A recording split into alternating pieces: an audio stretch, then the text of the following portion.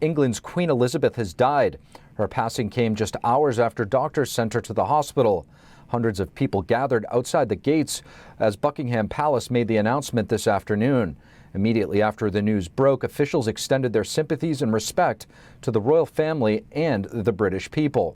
President Biden and the First Lady today released a joint statement writing, quote, "Her Majesty Queen Elizabeth II was more than a monarch.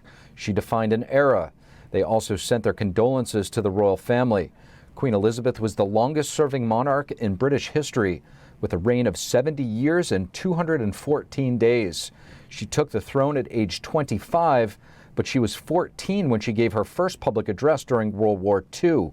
The Queen anointed her 15th Prime Minister, Liz Truss, earlier this week. Truss said the news was a shock and said modern Britain flourished under her reign. Taking the throne, Prince Charles of Wales, that's the late Queen's eldest son. King Charles III took over immediately. The Queen of England was 96 years old. House GOP representatives want to take a new approach to countering the Chinese Communist Party. This as Republicans plan to unveil their midterm agenda in 10 days. Here are the details. You might own the White House, but you no longer will own the People's House. Predicting the GOP will reclaim the majority in the November midterms, House Republicans say they want to bring real changes to America's policies on China. When we get the majority back, we're going to prepare America to win the great power competition against China. House Minority Leader Kevin McCarthy and other Republicans led a press conference in Texas on Thursday. They vowed to enforce sanctions on Chinese slave labor, block China's influence on American universities, and crack down on Beijing's espionage in the U.S. Not through talk, but through actions and words and deeds. Democrats have also stepped up their message of countering China.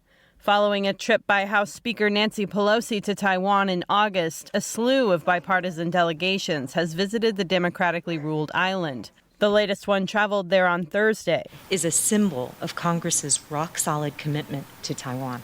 The Biden administration is also hailing its efforts to compete with China, including the passage of the bipartisan CHIPS Act.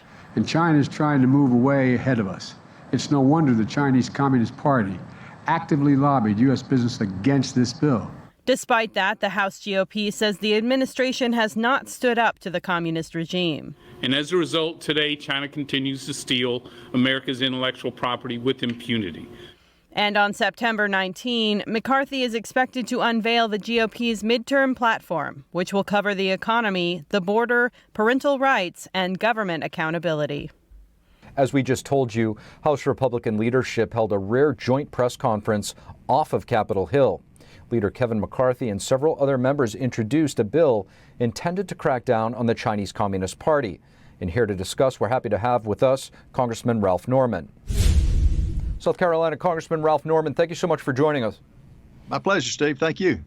Congressman, a group of your colleagues today, including Leader McCarthy, introduced the Countering Communist China Act, legislation aimed at cracking down on the Chinese Communist Party as well as their espionage activities. Is this long overdue in your opinion? Steve, it really is. You know, I got involved 3 or 4 years ago on the Confucius Institute, pointing out that this was just another way for China to steal our intellectual properties and do it on the dime of the American taxpayer. What this bill does, it puts new sanctions on China, on Chinese companies that steal our intellectual properties. It prohibits universities from receiving grant money from the NSF, National Science Foundation, that works with China, and it prohibits companies from, using our federal dollars to expand businesses in China. They're no friend of the United States, Steve. This should have happened long ago. I have no confidence that Schumer's bill, which is general in nature, it costs $250 billion as opposed to $1 billion on this, and his Endless Frontier Act is vague at best and has no teeth to it. This one does.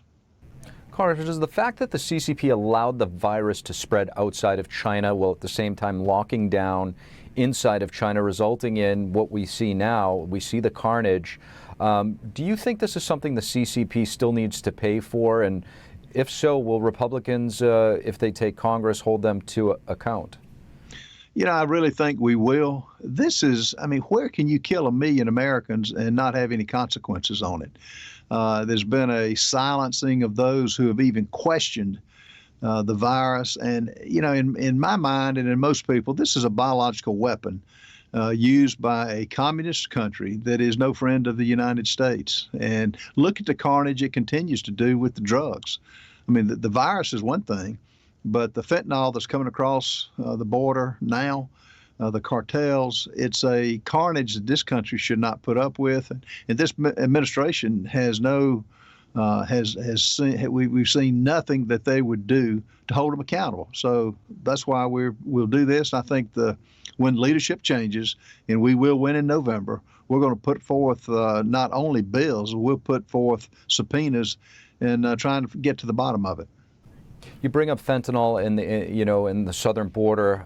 It's the fentanyl's originating in China and making its way in. We're seeing also a record number of people illegally crossing the southern border this year that have died.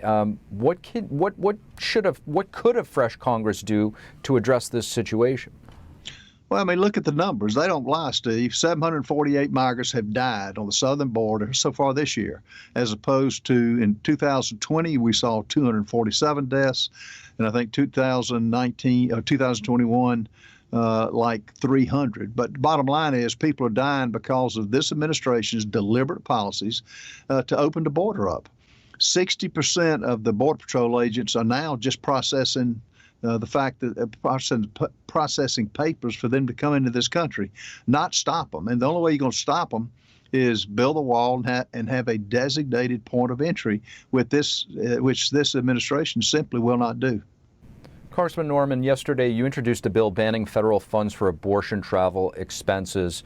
Are taxpayer funds really being used for such things right now?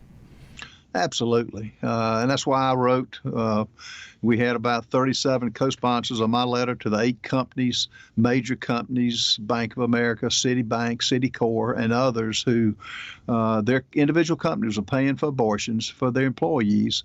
And but my bill will propose to stop any federal dollars that go to paying for travel expenses for abortions.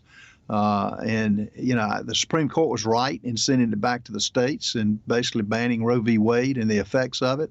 So, this is a top priority in my mind, and I think in the American people's mind.